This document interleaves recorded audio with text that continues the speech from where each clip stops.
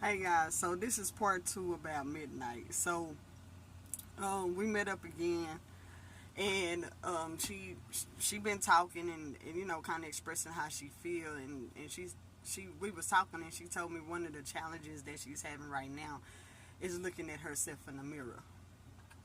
When she look at herself in the mirror, she say she see all the scars and the bruises.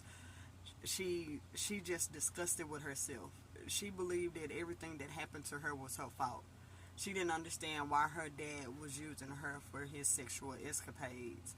And as we was talking, I said, sweetie, that's not your fault. Don't ever blame yourself for something that you did not understand. You were too young to get an understanding. And you know me, so you know me now. I'm asking questions. So I want to know about your family life.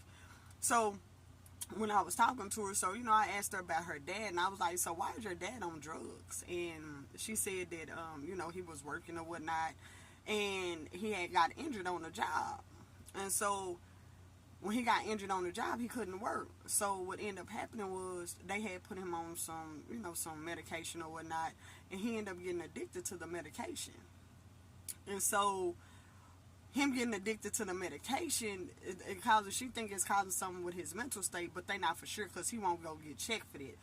But he is still doing medicines to the point where he done started doing other types of drugs. So I'm like, all right, cool. So me. So have you ever tried to seek help? And then she was like, not that I know of. She was like, not that she know of. They didn't think it was gonna get as bad as it did. But with the moms being out of town and stuff like that, and she traveling, she don't really know what's going on at home. And she said, I don't really know their relationship like that.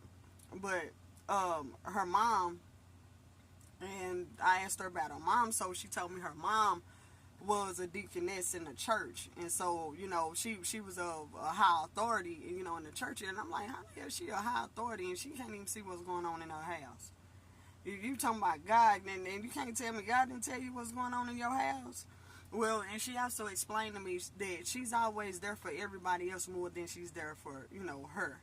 And she's the only child, by the way, guys. So she's the only child. So she was trying to figure out, like, why my mom is always there for everybody else, but she's not there for me. And I was like, man, that's a great question. It might be something you want to ask your moms, because like right now you have mommy and daddy issues. It's different if you had one or the other. It's kind of easier to fight, but you got both parents and they still in the household, and just listening to what she was saying and going based on what she was saying, like, I was like, you got to talk to your parents. Like, you might need to go to the head pastor and sit down with both of your parents and see what's going on, right? And so she said that sounded like a good idea, but she said, I'm not ready for that yet.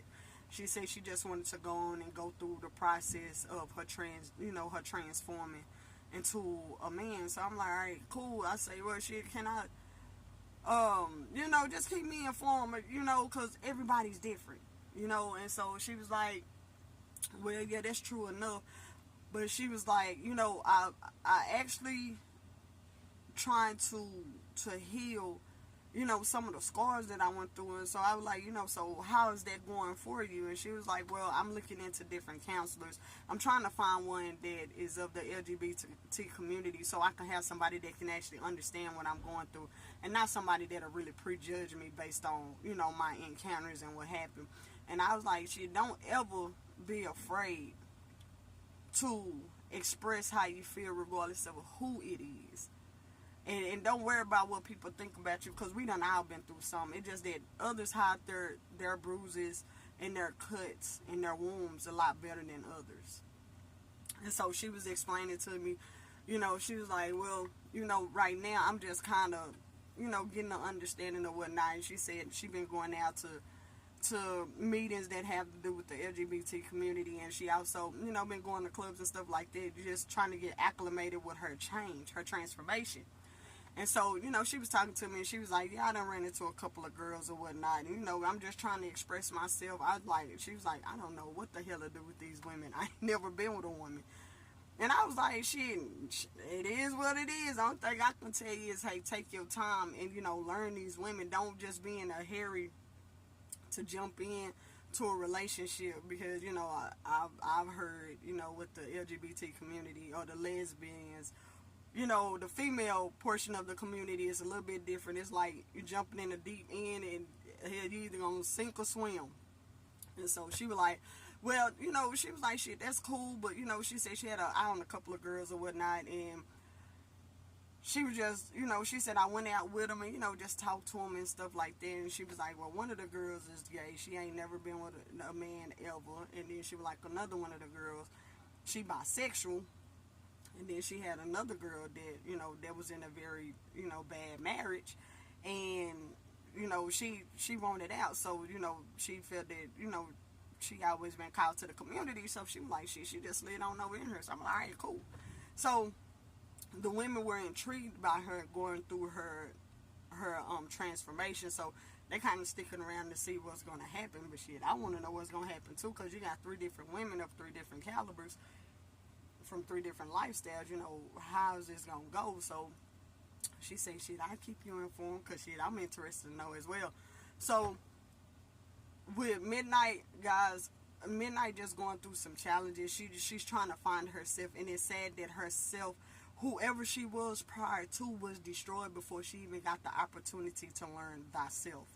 And I just told her, man, just keep your head held high, just seek God, seek ye the kingdom of God. Go within yourself, and so she was like, yeah, I'm going to keep you informed, because this journey for her, she said it is a challenge, because I'm transforming myself from something I never dealt with. I never got the opportunity to love being me. I'm so disgusted with the way she explained it to me. So, guys, I'm speaking in third party. She said, I'm so disgusted by what I went through, to the point where even when she say, I look at myself in the mirror, I'm disgusted every morning. And sometimes I question God and asked him, why you put me in this body? Why did you allow the stuff that happened to me to happen to me?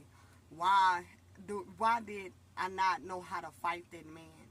Why did I allow him to take me? She just kept asking herself all these questions, why, and to the point she had tears in her eyes. And she was like, I do not want to be a woman. If this is what it entails to be feminine or be a woman or to be myself, I don't want to be that. So I was like, well, only thing I can advise you is, you got to go through the process yourself. Now, if y'all want a part 3, go ahead and hit me up in the comments, because I know this is getting intense. And this is an interesting story. So if you want part 3, go ahead and go to the comments, and we'll go from there. That part.